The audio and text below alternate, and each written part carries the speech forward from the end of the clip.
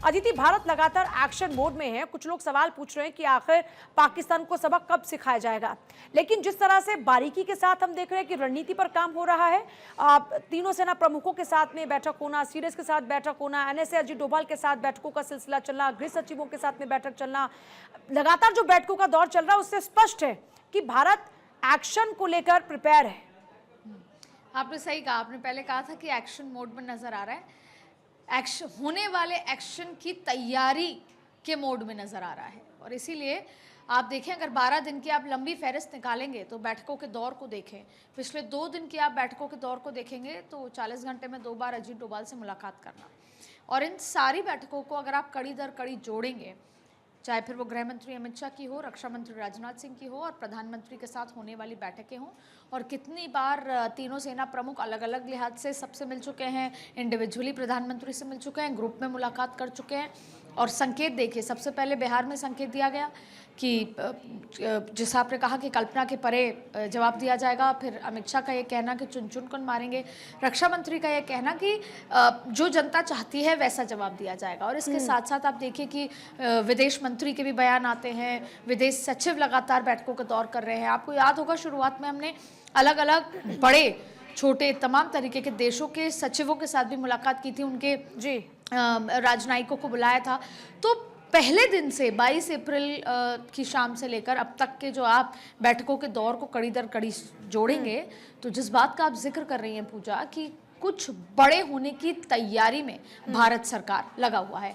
लेकिन उसके लिए सबसे बड़ी तैयारी देखिए, जिसका आप अभी बुलेटिन की शुरुआत में जिक्र कर रही थी, 1971 की लड़ाई के दौरान मॉक ड्रिल हुई थी। 52-54 साल पहले ये मॉक ड्रिल हुई थी। और मॉक ड्रिल जब हुई और आज जैसे बैठक हुई और कल जो तैयारियां हैं, या कुछ स्कूलों में ऑलरेडी हुई या पंजाब में ऑलरेडी हो चुकी है, आप देखिए कि कितने बारीकी से इसमें 259 टू बी प्रिसाइज ज़िले हैं। और इसके आप देखिए कि इसको 3 कैटेगरी में बांटा गया है। एक इनकी इम्पोर्टेंस या इमरजेंसी के लिहाज से या सेंसिटिविटी के लिहाज से इनको कैटेगरीज में बांटा गया है। तो एक कैटेगरी ए है जो हाईएस्ट सेंसिटिव है, कैटेगरी बी है जिसमें सबसे ज़्यादा 201 ज़िले तो इन्हीं कैटेगरी बी में आ रहे हैं, और कैटेगरी सी है। अब आप देखिए, जैसे अगर कैटेगरी ए का जिक्र करें तो उत्तर प्रदेश में एक ज़िला आता है बुलंदशहर। बुलंदशहर इसलिए क्योंकि वहाँ पे न्यूक्लियर प्लांट है, वहाँ पे बहुत सेंसिटिव मामला हो जाता है। अब आप देखिए, कल देश के अलग अलग ज़िलों में, अलग अलग राज्यों के अलग अलग ज़िलों में ये मॉक ड्रिल होनी है। और इस मॉक ड्रिल में आपको बहुत सारी चीज़ें, जैसे हम बार बार ये बता रहे हैं और इसलिए हम लोग कल से यही बात बता रहे हैं, पहली बात तो ये डरने की बात नहीं है किसी भी चीज़ की तैयारी। और हम बार बार मैं ये कहूँगी कि जब हम फ्लाइट पे भी चढ़ते हैं या कार में भी बैठते हैं तो सीट बेल्ट लगाते हैं, स्कूटर में बैठते हैं तो हेलमेट लगाते हैं। अब क्या ये डरने की बात है? ये केवल और क्या, हाँ पता है कि एक्सीडेंट नहीं होने वाला, पर हेलमेट एक हमारी सुरक्षा है, सीट बेल्ट हमारी सुरक्षा है, कुर्सी की पेटी बांध लेना हमारी सुरक्षा है। ठीक वैसे ही इस तरह की मॉक ड्रिल्स भी, और उसके लिए तैयार रहना। और इसकी सबसे पहली चेतावनी जो है, या सबसे पहला जो उद्देश्य है, वो ये है कि ऐसी आपातकाल स्थिति में भी काम रहना, भगदड़ नहीं मचनी चाहिए। ये तो कई बार होता है कि केवल सुन के ही भगदड़ मच जाती है और वो ज्यादा बड़ी एक कैलामिटी के रूप में निकल आता है। तो उसी मॉक ड्रिल को समझाने के लिए अब आप देखिए, भारतीय जनता पार्टी ने अपने विधायकों को भी निर्देश दिए हैं, ज्यादा से ज्यादा विधायक जहां जहां पे मॉक ड्रिल हो रही है अपने इलाकों में मौजूद रहें। और आप देखिए कि गृह सचिवों को, कईयों को तो इंटरनेट से वीडियो कॉन्फ्रेंसिंग से जोड़ा है, कई यहाँ पर मौजूद थे, एनडीआरएफ की पूरी टीम मौजूद थी। किस बड़े स्तर पर भारत की तैयारी है।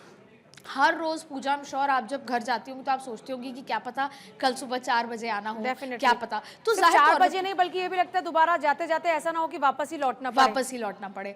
तो इसी तैयारी में है। तो फिर मैं कहूंगी कि जाहिर तौर पे भारत कुछ बड़े की तैयारी में है। और जब देश के प्रधानमंत्री ने यह कह दिया है कि कल्पना के परे होगा, लेकिन ये बात भी सही है कि पाकिस्तान परेशान है, सीज फायर वायलेशन हो रहा है। उसके बाद पाकिस्तान यूएनएससी से रो भी रहा है। यूएनएससी के बंद कमरे में लोगों ने उनसे सवाल किया कि क्या ये एलईटी का काम है। यूएनएससी के बंद कमरे में ये पूछा गया कि क्यों धर्म के आधार पर चुन चुन कर मारा है। पाकिस्तान से सवाल हुआ यूएनएससी में, वो रोया वहां कि कभी भी भारत हमला कर सकता है वो। और फिर हाफिज सईद के बेटे का इस तरीके से बयान आ जाना कि अगर पानी रोका गया तो हम खून की नदियां। तो आप देखिए कि पाकिस्तान एक्सपोज तो अब हर स्तर पर हो चुका है। पानी को लेकर रो रहा है, लेकिन सीज फायर वायलेशन रोज वो बॉर्डर पे करता है। उसको ये पता है कि कभी भी एक्शन हो सकता है। लेकिन अब सवाल ये होता है कि हर every action has an equal and opposite reaction. सबसे पहले पाकिस्तान की तरफ से इस तरह का एक्शन पहलगाम का हुआ, अब हमारा रिएक्शन है। और ये पाकिस्तान है जो बेहिसाब है, जो बददिमाग है, या यूँ कहें कि बदनीयत है। तो ऐसे में जिसे बोलते हैं कि असिमेट्रिकल रिटेलिएशन होगा पूजा, और उस असिमेट्रिकल रिटेलिएशन की तैयारी में भारत जुटा हुआ है, जिसमें बैठकों का दौर ले लें, विधायकों को अपनी अपनी जगह पर रहना है, एनडीआरएफ की टीम है, या यूं कहें ब्लैकआउट होगा, सायरन बजेगा, या यूं कहें कि प्रधानमंत्री नरेंद्र मोदी की लगातार बैठकों का ये सिलसिला जो चल रहा है।